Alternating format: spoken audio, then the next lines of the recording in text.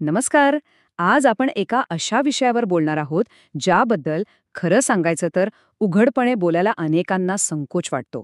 हो, विषय आहे मूळव्याध किंवा ज्याला आपण पाईल्स म्हणतो. पण हा त्रास गुपचूप सहन करत बसण्याची खरंच काही गरज नाहीये. कारण एकदा का याचं मूळ कारण समजलं ना, की त्यावरची उपाय अगदी सोपे आहेत. चला तर मग हा सगळा विषय नीट समजून घेऊया. आणि सगळ्यात आधी एक गोष्ट डोक्यातून काढून टाकूया की हा त्रास फक्त आपल्यालाच होतोय. अजिबात नाही. आकडेवारी तर हे सांगते की तब्बल 50% जास्त भारतीयांना आयुष्यात कधी ना कधी या समस्येचा सामना करावा लागतो. म्हणजे विचार करा, आपल्या आजूबाजूच्या प्रत्येक 2 व्यक्तींपैकी एकाला हा त्रास होतो. मग यात लाज बाळगण्यासारखं काय आहे, बरोबर ना? आणि हीच तर या समस्येची खरी शोकांतिक आहे, की मूळव्याधबद्दल बोललं जात नाही, तो फक्त गपचूप सहन केला जातो.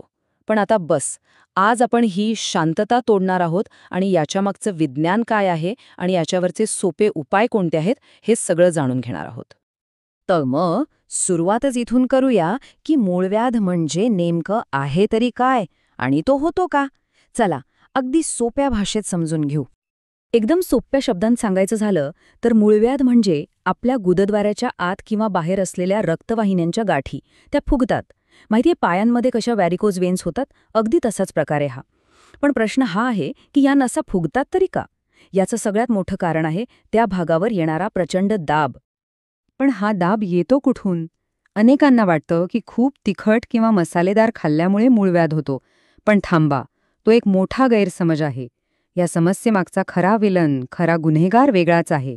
आणि तो आहे बद्धकोष्ठता. हो, कॉन्स्टिपेशन. जेव्हा शौच कडक होतं तेव्हा ते बाहेर टाकण्यासाठी जोर लावावा लागतो. आणि याच जोर लावण्यामुळे त्या रक्तवाहिन्यांवर दाब येऊन त्या फुगतात.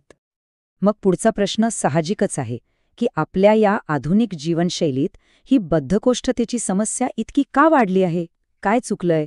चला, याची काही मुख्य कारणं पाहूया जी आपल्या रोजच्या सवयींमध्येच लपलेली आहेत. ही कारणं तशी आपल्या ओळखीचीच आहेत. एक म्हणजे आपल्या जेवणात फायबरची कमतरता, म्हणजे मैदा, पॉलिश केलेला तांदूळ असं जास्त खाणं. दुसरं कारण दिवसभरात पाणी कमी पिणं. आणि तिसरं, आणि हे खूप महत्त्वाचं आहे, टॉयलेटमध्ये गरजेपेक्षा खूप जास्त वेळ घालवणं.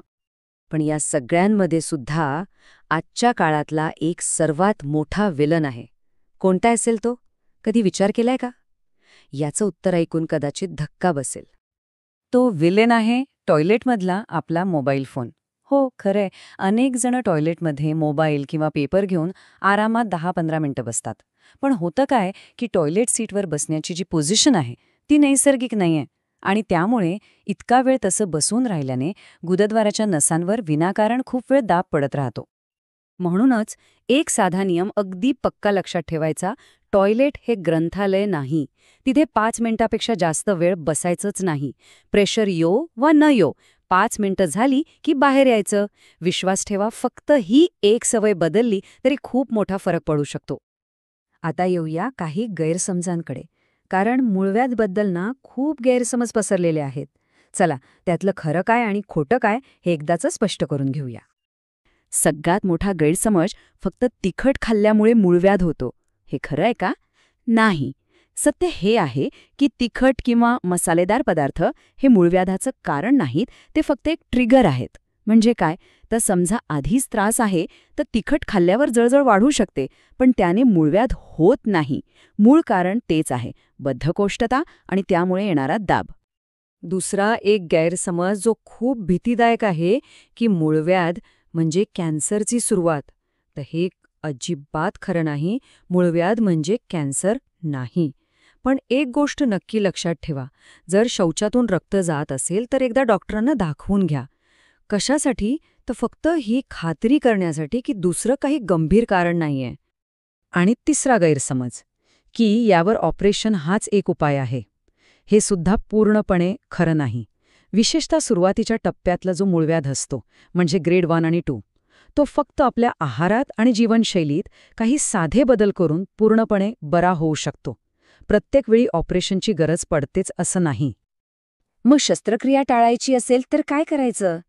चला, आता आपण त्या सोप्या पण अत्यंत प्रभावी उपायांबद्दल बोलूया, ज्या उपायांमुळे या समस्येवर सहज नियंत्रण मिळवता येतं. हे उपाय खरंच खूप सोपे आहेत. काय आहेत ते? तर आहारात फायबर वाढवा, भरपूर पाणी प्या, वेदना कमी करण्यासाठी सिट्स बाथ घ्या, काही घरगुती उपाय करा आणि हो, सगळ्यात महत्त्वाचं, आठवतंय ना? टॉयलेटमधून मोबाईलला कायमची सुट्टी द्या. आता या सगळ्या उपायांमध्ये आपला खरा हिरो आहे फायबर, इसबगोल, जे सहज मिळतं. ते रोज रात्री 1-2 चमचे कोमट पाण्यातून घेतलं की शौच एकदम साफ होतो. त्यासोबतच पपई, केळी, रात्रभर भिजवलेले अंजीर, पालेभाज्या आणि जिरे टाकलेला ताक या गोष्टींना आपल्या जेवणात जागा द्या. आणि समजा वेदना किंवा सूज असेल तर त्यासाठी एक अगदी जादुई उपाय आहे, तो म्हणजे सिट्स बाथ. काही नाही, एका टबमध्ये कोमट पाणी घ्यायचं, त्यात थोडंसं मीठ किंवा तुरटी टाकायची आणि दिवसातून 2 वेळा फक्त 10-15 मिनिटं त्यात बसायचं. वेदना आणि सूज कमी करण्यासाठी यापेक्षा चांगला उपाय नाहीये. तर आज आपण मूळ व्याधाबद्दलचा संकोच बाजूला सारून त्यामागचं विज्ञान आणि त्यावरचे उपाय दोन्ही समजून घेतले. आता खरा प्रश्न हा आहे की ह्या त्रासावर नियंत्रण मिळवण्यासाठी आजपासून आपण आपली कोणती एक सोपी सवय बदलणार आहोत.